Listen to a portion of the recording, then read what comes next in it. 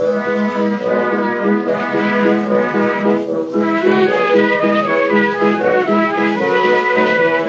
to Loremen, a podcast about local legends and obscure curiosities from days of yore. I'm Alistair Beckett-King. And I'm James Shakeshaft. And James, you like unexplained phenomena, don't you? Yeah, big time. How do you feel about explained phenomena? Just phenomena, really. That's just phenomena. Yeah. Well, great news. Today's episode is all about an unexplained phenomenon. Whoa. Can we get to the bottom of it? We never will. And that's not just you and me, podcasters with limited research time. That's everyone doesn't know. Well, what is it? Why, James? It's the South Devon tale of the Devils Hoofprints. Hoofprints? Hoofprints. Hoofprints.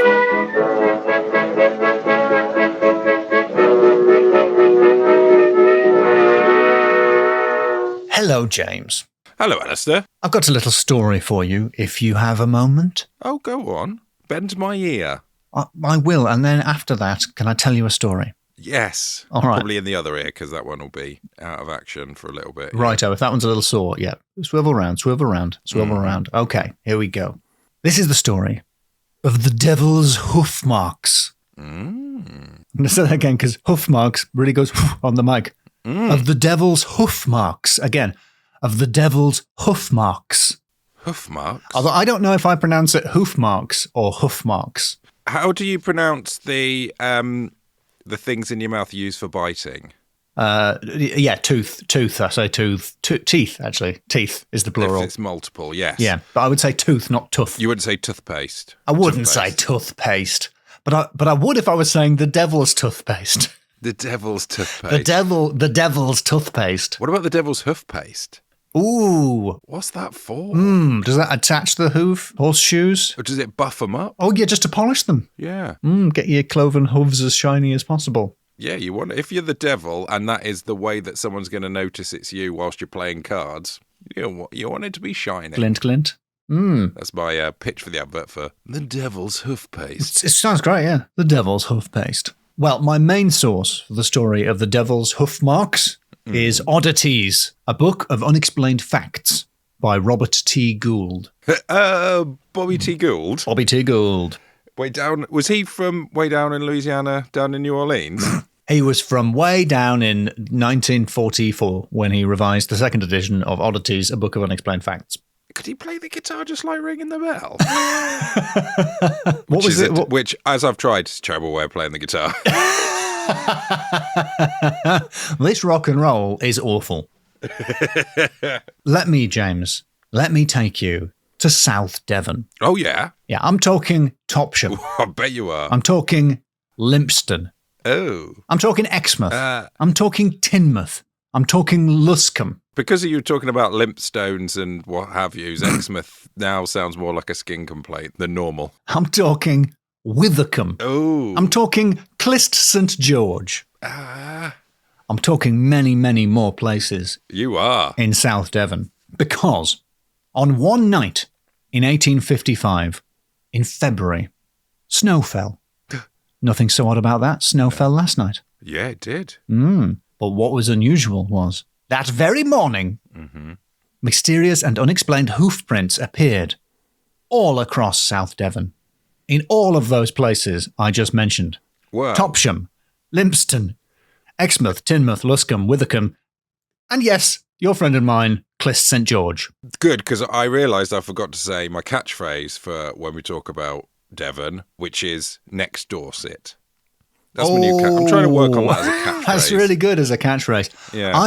I'm prepared to accept under duress that don't look for it, it's not there actually is a phrase because it seems that like people do use it.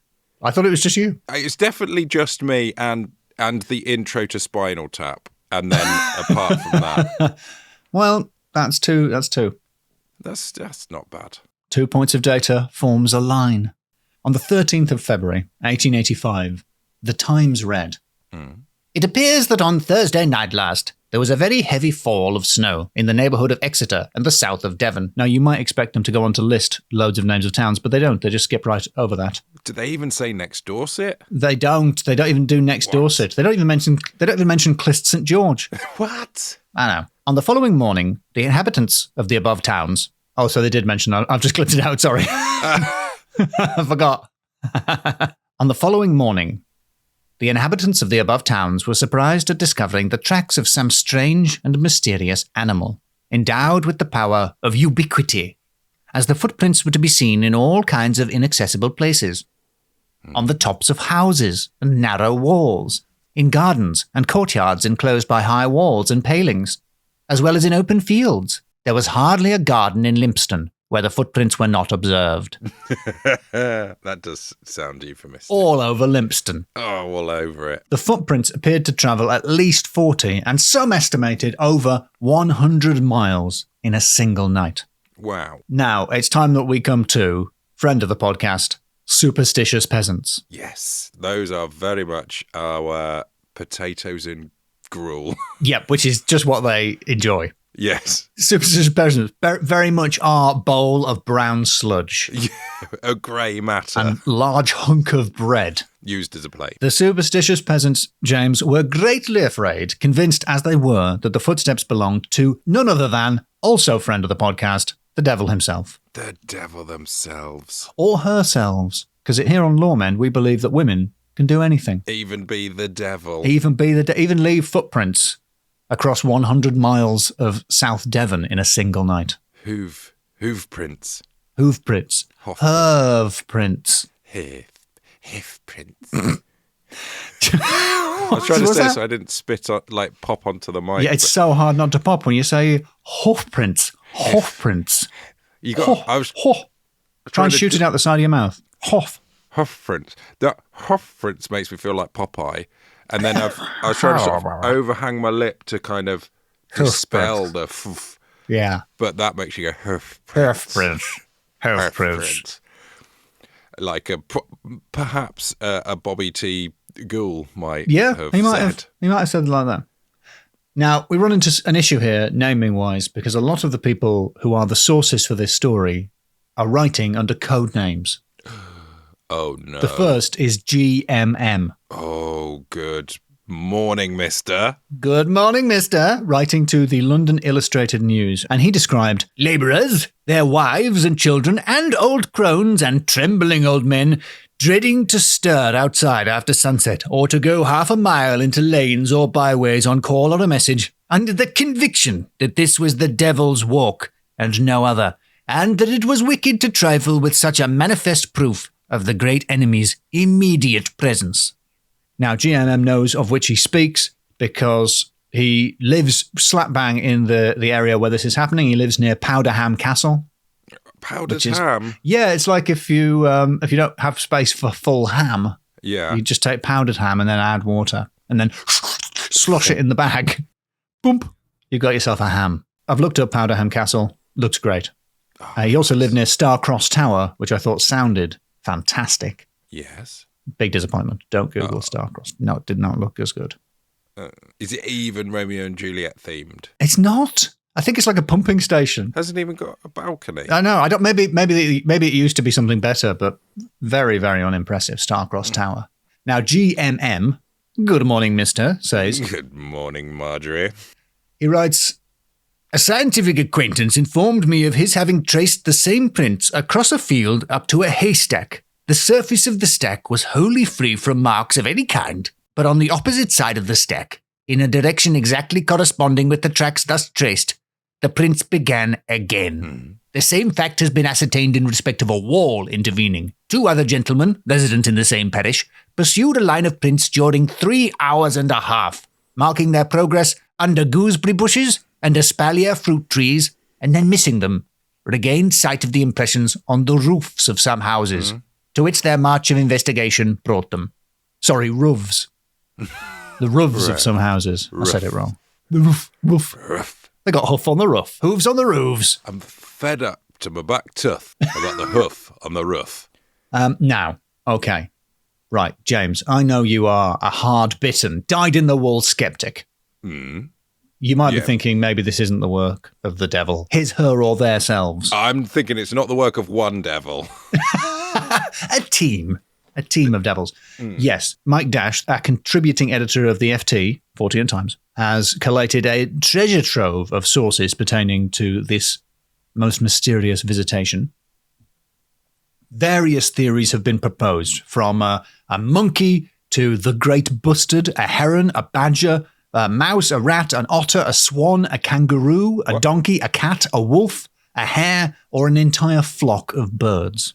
I mean, the last one sounds possibly the most likely. Well, you're not going for kangaroo there? No. Well, the Reverend Musgrave...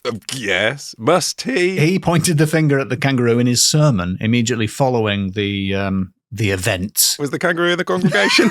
Was it a congregation? J'accuse, he cried. You what, mate? I came here in good faith. I bet he offered to box anyone, that kangaroo. Well, outside now. You might think it unlikely that there would be a kangaroo in the area, but of course there was a kangaroo in the private menagerie of a Mr. Fish who lived in Sidmouth, and as far as we know, was a human. But, I mean, you're doing well on names already. What was the name of that vicar again? The vicar Reverend... Musgrave. Musgrave. Musgrave. Musgrave. That again, that's nominative determinism. Nominative determinism. It's a case of nominative determinism. Yeah, right. Hey, lad's got a case of nominative determinism over here. Come quickly, it's nominative determinism. Nominative determinism, fiend of the show. Well, you think Mr. Fish would have had an aquarium rather than a menagerie, but I'm imagining that he was a fish and he just had the window into his menagerie was actually a fish tank, so people thought they were speaking to the dummy behind the fish tank, but they were actually speaking to perhaps a mustachioed fish. Well, they thought they were talking to someone in full diving gear next to a treasure chest. I like your pirate ship, Mr. Fish. And he would say... So one of the main sources for this story goes under the codename South Devon, which is kind of a confusing codename because it's also the name of the place where this happened. Writing to the Illustrated London News, South Devon dismisses these theories out of hand. All of them? He goes through them all and he dismisses them. Yeah. Wow. In actual fact, Mike Dash has tried to identify who South Devon is. And Mike Dash identifies South Devon as young Durban of Newport House, Countess Weir. Countess Weir? It's spelled Countess Ware, but I'm pretty sure it's pronounced Countess Weir. If I pronounce any of these place names, none of them are spelt the way I think they should be. Yes. Come on, Limpston. So, South Devon says, now, when we consider the distance that must have been gone over to have left these marks, I may say in almost every garden, on doorsteps, through extensive woods of Luscombe, upon commons, in enclosures and farms, the actual progress must have exceeded 100 miles. It is very easy for people to laugh at these appearances and to account for them in an idle way. At present, no satisfactory solution has been given. No known animal could have traversed this extent of country in one night, besides having to cross an estuary of the sea 2 miles broad. Neither does any known animal walk in a line of single footsteps. Not even man. Wow. That's right, James. What? These footsteps, which resembled a donkey's hoof, a sort of a U shape, an inverted U shape, or an N, if you like. These hoofprints appeared 8 inches or 20 centimetres apart, but one in front of the other. Right. How strange. Very strange. The most singular circumstance... I think I've got a theory. You've got a theory? Okay. Yeah. There are more theories coming, and I want to see if your theories can beat the published theories of the day. Yeah. The most singular circumstance was that this particular mark removed the snow wherever it appeared, clear as if cut with a diamond or branded with a hot iron.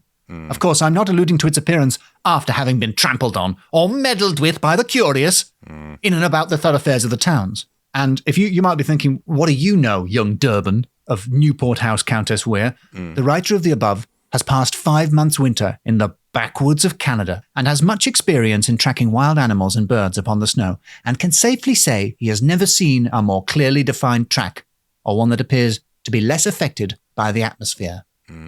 Now, Mike Dash points out young Durban was 19 years old. So I don't know why, but finding out that one of the most substantial accounts of this was written by a teenager makes me suspicious of it. Am I a boomer now, James? Yeah, maybe you are. What does a 19-year-old know about animal tracks? It doesn't know a thing. You want to get a job. You want to get off your Nintendo 64 and get a job, young Durban. He actually did go on to have a job. And also on his Nintendo 64, he was playing Animal Track Master, Super Animal Track Master 64. He was doing the snow level of GoldenEye. Yeah. Which is good practice for... Or playing Tricky, the snowboarding, 1080 snowboarding, perhaps. Or Tony Hawk. Tony's Hawk. Tony's Hawk. I've got some theories now. Do you want to try your theory before we hear some of the official period theories? All right. Well, does this come up, Alistair? Yeah. Wheel. Wheel? Wheel. Wheel. I thought of a wheel too. So you think a big wheel with hoof prints on it rolling? An annoying unicyclist. That's not narrowing it down. Sorry, a unicyclist. Thank you. Tautology there. And they just had either a mind to cause a fuss and had modified their wheel in some way, or they just happened to have a weird sort of track on it. Or I have looked up, because they say 100 miles. So they say. Overnight in the winter, so there's more hours of night, a kangaroo can go up to 13 to 16 miles an hour comfortable hopping speed. CHS. Yes, that's its CHS. I mean, obviously you wouldn't know that, but that's the phrase kangaroo enthusiasts would use. CHS. So I never played Trackmaster 64. If you'd played the kangaroo level of GoldenEye, you would know this. He hops right off that dam. It can sustain a speed of 25 miles an hour for about a mile at a time. So over the course of a night, if only it had somewhere to keep snacks to keep itself going for that amount of time. Yeah, I'm going to probably join Vicar Must Rave or whatever his name was in pointing my finger. You think it was a kangaroo? I'm probably going to stand behind the vicar though and point my finger. So. Yeah, the kangaroo theory and the wheel theory, they don't quite explain the full story. You know, they don't explain them appearing on roofs, do they? Kangaroos can jump. They don't explain the hoofs appearing on either side of a wall that couldn't be scaled. But it's a good theory. Yeah, I don't know. Yeah, I've got no explanation for that, to be honest, apart from parkour. I should have said, I've got a visual aid for you of the hoof prints. Go on. So I'm showing you the first image there. Okay. So on the left, you'll see South Devon's account of quite not very well drawn hoof prints following a pretty straight line. And the second image is Good Morning Marjorie's much more detailed sketch. Very detailed. So as you can see, the prints themselves are convex, suggesting that the hoof was concave. Mm-hmm. Not, as was reported in the Times, convex. They got it wrong. The original report reported the wrong con. Or they thought it was going in the other direction. Yep, maybe.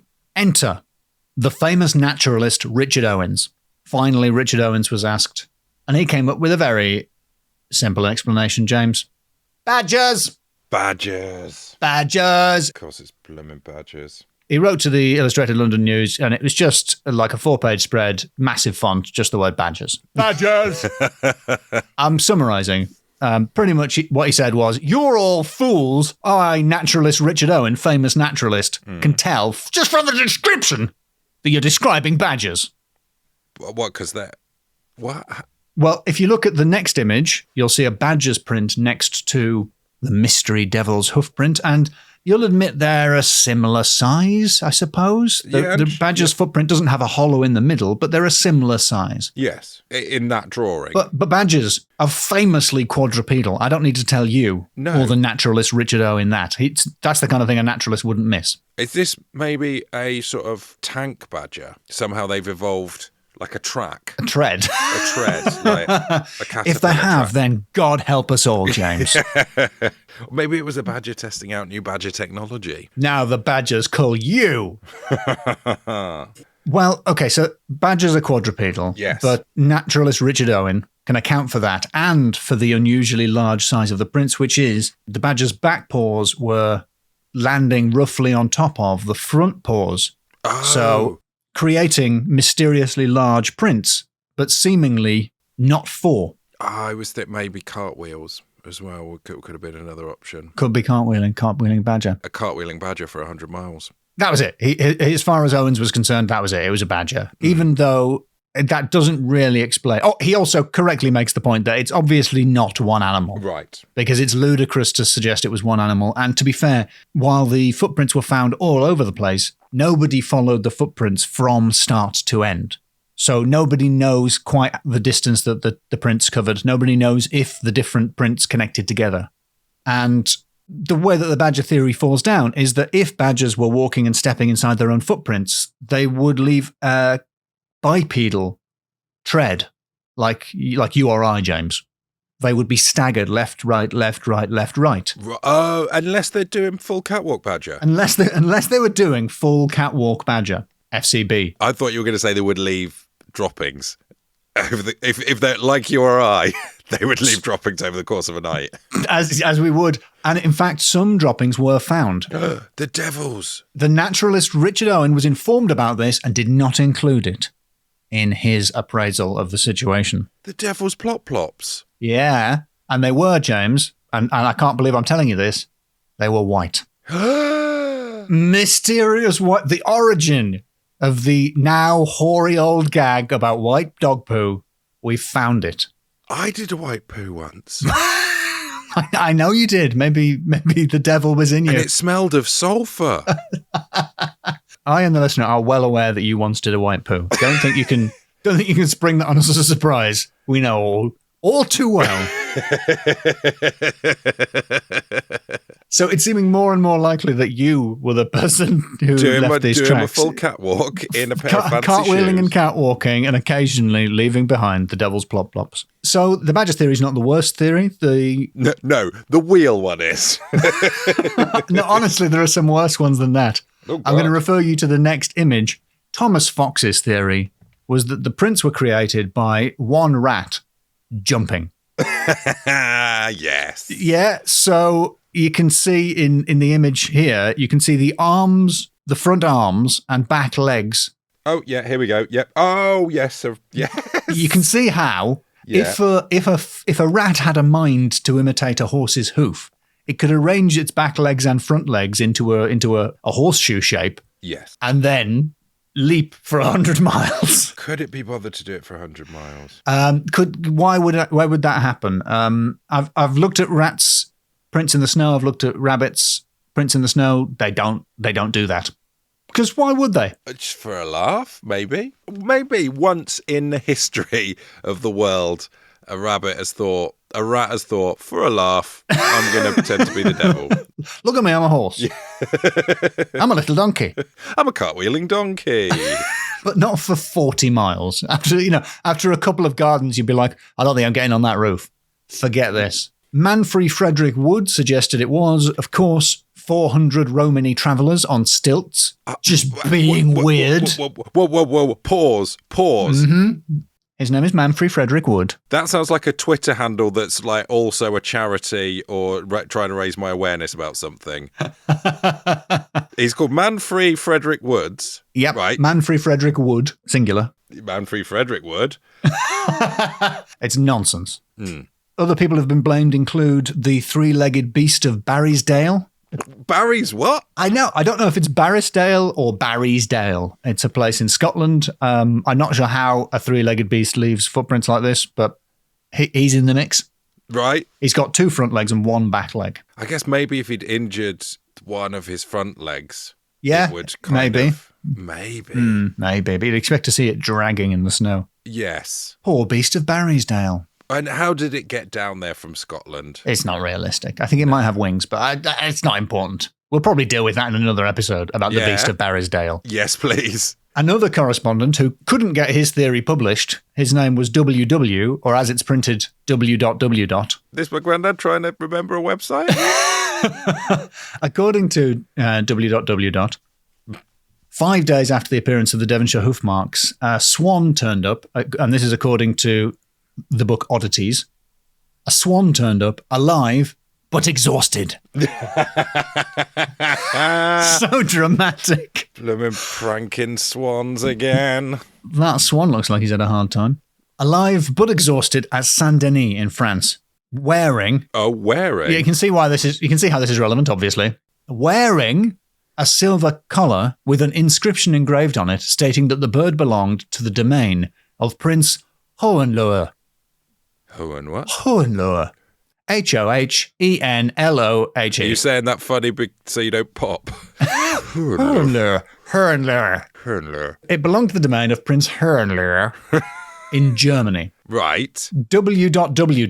maintained that this bird, whose feet had probably been, quote, padded in the shape of a donkey's hoof or shoe by its owner to prevent damage to the garden in which it was normally kept, had no doubt made the mysterious marks. Had flown to Devon from Germany. Yeah, it had flown to Devon because James, excuse me, you'll recall that when it turned up in Saint-Denis, it was alive but exhausted. That's true, it would be knackered. The only reasonable explanation was, in the absence of any evidence that it had been given a padded donkey's hoof-shaped shoe, was that it had been given a padded donkey's hoof-shaped shoe, and it had flown and then walked 100 miles in Devon and then went to France. Yeah, that'd tie you out. And unsurprisingly, it lost the padded hoof thing in transit. Well, obviously, it'll be in the channel somewhere. Mm. So, I suppose the most leaden, skeptic, rational explanation for this is the contagion theory, which is lots of people in different places saw different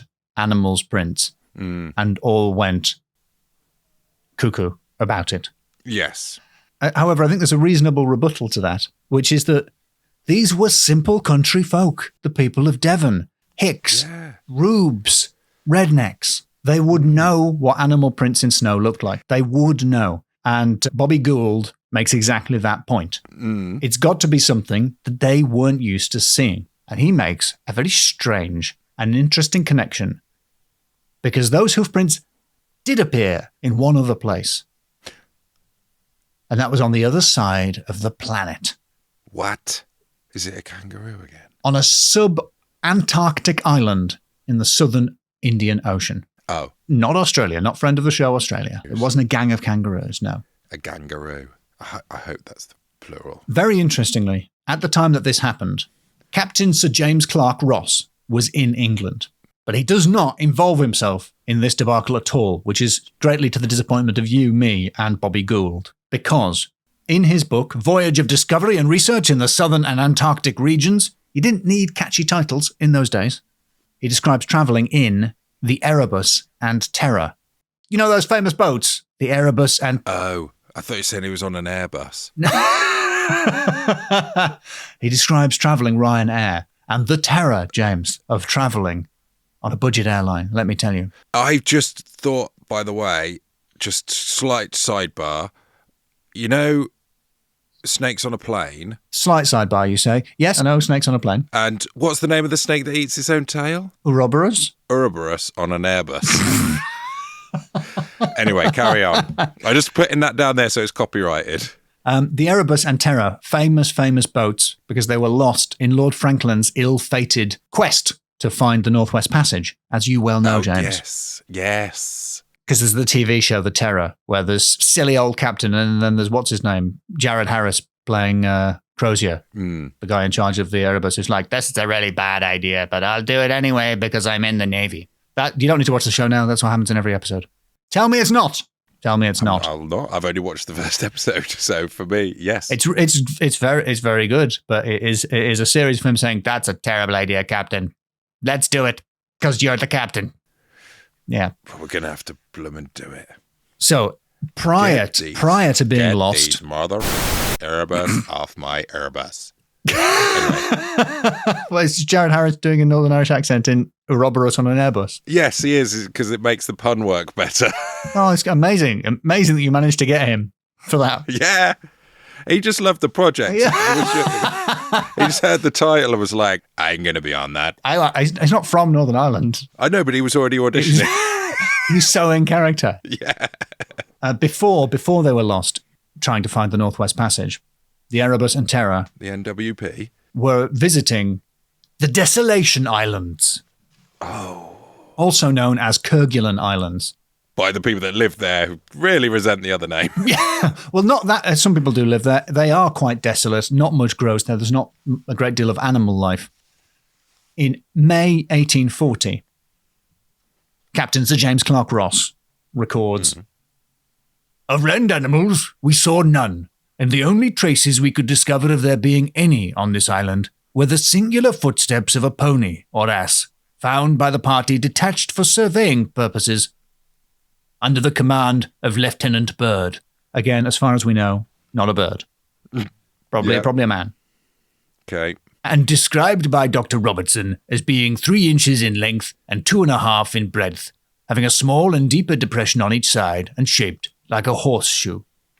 It is by no means improbable that the animal has been cast on shore from some wrecked vessel. They traced its footsteps for some distance in the recently fallen snow in hopes of getting sight of it, but lost the tracks on reaching a large space of rocky ground which was free from snow. One wonders, adds Bobby Gould, if they had got sight of it, what they would have seen. He leaves it open, but he speculates that the source of the footprints can't be an animal that would commonly be seen walking in the snow in Devon. Right.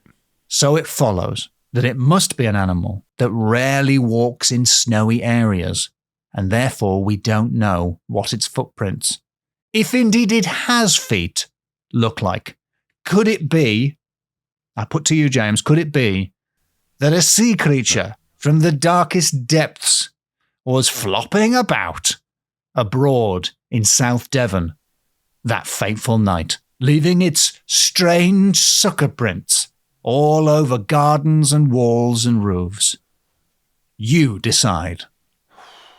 Right now? No, we can think about it. Have a think about it. Okay, thanks. Can I have a sec to think? Yes, but the offer's on the table. So, Okay. All right.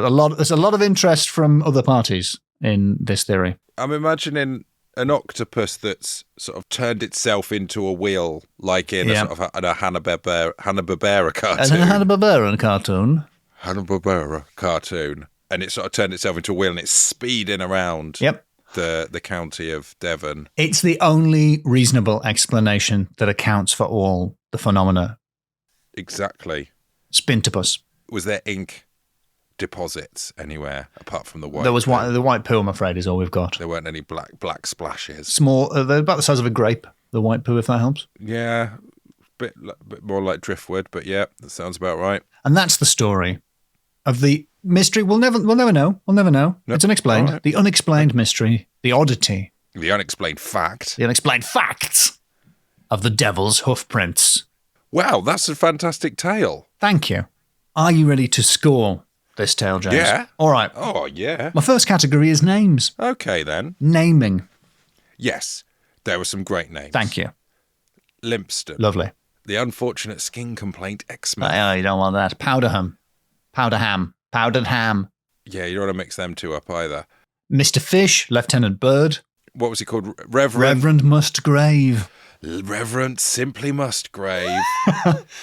Young Durban, Barrysdale. W.W.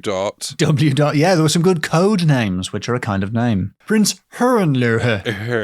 Prince Herrenlure. And Saint Denis in France. Sad news, the collective noun for a group of kangaroos is not a kangaroo. What is it? Court, herd, mob, or troop. Mob. Mob is very Aussie. Mob's good. It's called a mob by Australians in particular. There you go. Didn't I just say that? I sensed it. I sensed that's what Australians would call them. There's a mob-a-roos, they would say, something like that. Yes. I hope the Australians who have joined the podcast are skipping some of them. Yeah. Do you wish to, for the purposes of this scoring section, accept the gift of Ouroboros on an Erebus? Yeah, I'll have that. But also we've got the Erebus and Terror. We've got Kerguelen Island / the Desolation Islands. The Desolation Islands. Yeah. Oh, yeah. It's massive. I can't. What was it called? St. Bernard's Clists? Clists St. George? Clists St. George? It's 5 out of 5. Oh, wow. Okay, great. Really? Thank Come you. on. Thank Those are a glorious smorgasbord of names. Thank you. It's a panoply. What's it called? Panoply? No. Panoply? Panoply. Don't know what that means, but it's one of them names. Now, my second category is supernatural. I've tried to explain it using rational means. You have. And it defies explanation. It does. I did also look up what's the most... I just Googled the term animal pranksters. Yeah. It could have been an animal playing a prank. Yeah, like that rat who decided to just be weird. Even on PETA.org, they've got the 9 animals who are better at April Fool's Day than you, which is bold claim, Well, Peter. why are they bringing me into this? But okay. Yeah. Is it the 9 animals that are better at April Fool's Day than the comedian and podcaster Alistair Beckett-King? Or is it just you? Yeah, I just read it like that for quick. No, it is anyone reading it. Oh, it's anyone reading Literally anyone with the power of reading. I was feeling a little bit targeted. There are orangutans in Borneo who try to mislead predators by holding leaves in their mouths to disguise their voices. like Bugs Bunny saying he went that away. They just put leaves in their mouths and go like, orangutan? What are you talking about? I've never seen one. Yeah, an orangutan without a beard made of leaves, so I had no idea. Yes. That is ridiculous. So what I'm saying is, it pretty much has to be a supernatural explanation, really. Great. This is limited to one 100-mile track on one night. Yeah. So it's going to be just an even 3. All right. Okay. All right. Fair enough. There are lots of naturalistic explanations for it, I suppose. Yes. Annoying unicyclist. None of them quite satisfy, which leads me on to my next category. Badger caterpillar tracks. My next category is actually snow explanation. Snow explanation. Because they're snow explanation. No satisfying explanation. There are actually loads of explanations now that I think about it, but none of them satisfy. None of them are any good. They're all terrible. They're all terrible. One of them is very funny, which is the rat prankster. Yep, rat prankster. No, that definitely did. That, like everything else said, apart from the existence of the Hoofprints, did not happen. Yep. I was very confused by the donkey one, frankly. I don't know why you said all that. What donkey one? The Desolation Island donkey. What was it? It was that similar hoofprints were found without an animal attached to them very far away, which is why Robert Gould thinks it might be something that came out of the sea. Right. Well, implies that it might have been. He's not really nailing his colours to the mast. I got confused. I thought it was a Desolation donkey. Desolation donkey. Desolation, which is the name of my forthcoming EP. There's no explanation for this. Alistair, it's 5 out of 5. Great. Thank you. I'm trying to think of other names you went through before coming up with Desolation donkey. Bereft ass. Sad mule. Yeah. My final category, and I appreciate that the scores have been high so far, so I'm a little nervous because I think you're going to want to take me down a peg or two, but I've put my heart into it. The greatest trick the devil ever pulled was making people think he was a kangaroo, a cartwheeling octopus, 400 Romany travellers on stilts, a donkey from an island in the distance, or a prankster in a wheel. Rat prankster. Or an orangutan with leaves in its mouth. That is the full title of the category. That is the greatest trick the devil ever pulled. Good luck to anyone who keeps a spreadsheet of these, fitting that into the cell on Excel. I would make sure you don't do the function where it ties it to the length of the sentence. Yeah. Don't wrap around. You don't want to wrap around. It's going to mess that up. Well, wow. If it was the devil, though. Yeah. It's really committing to the bit. It's over 100 miles of hopping. That ain't nothing to the devil. At speed as well. He's a master of magic, spells, and illusion, James. No, he's not. I mean, admittedly, that is Mandrake from Defenders of the Earth. You're thinking of Mandrake, yeah. Defenders. Come on, the devil came out of the sky. His rockets ignited. Yes, they did. And they couldn't see him, but he did walk, like a ghost who walks. Well, the thing about the devil is, his strength is a legend. That's true. He lifts. He does lift. That's how witches fly. It's the devil carrying them. Is it? Yeah. Well, according to Malleus Maleficarum. Malleus Maleficarum? I don't know if I'm saying that correctly. And I don't care, frankly. No. Right. I've just got the theme tune for Defenders of the Earth going through my head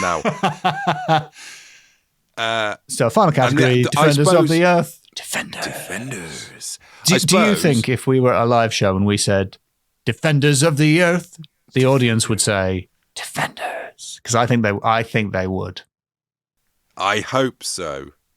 I think the thing is, though, if the devil did want to pull this trick off, what he has the advantage of is the fact that the beasts call him brother. Yeah, that's true. So he'd be able to get some of them involved. So, I mean, it has to be devilry. Yep. The greatest trick the devil ever pulled was making people think he was a kangaroo or an octopus or a jumping rat or a cartwheeling or a man inside a wheel or 400 Romany travellers or an annoying unicyclist. Sad donkey. Or a sad donkey. A cheeky rat. 5 out of 5 for all of that. Absolutely. 5 out of 5 for a cheeky little rat. Thank you. As God is my witness, I am that rat. What a twist ending. What a twist ending.